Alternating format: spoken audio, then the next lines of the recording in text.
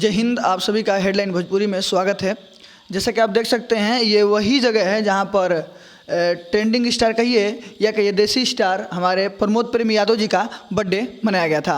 आप देख सकते हैं जिस तरह से अभी थोड़ा सा यहाँ पर बर्थडे का जो ये गुब्बारा है या हैप्पी बर्थडे है कुछ बिखर गया है, पर ये वही जगह है जहाँ पर प्रमोद प्रेमी यादव जी का बर्थडे मनाया गया है।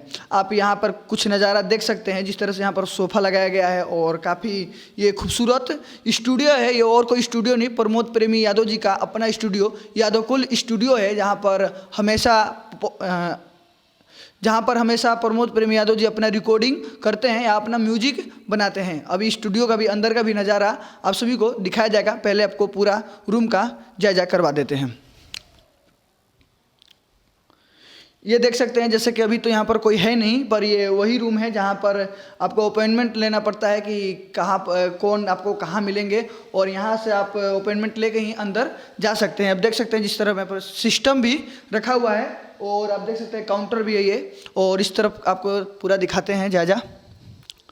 ये देख सकते हैं सोफ़ा वोफा लगा हुआ है, और अभी अंदर का स्टूडियो का नज़ारा दिखाते हैं किस तरह यहाँ पर सॉन्ग का रिकॉर्डिंग होता है।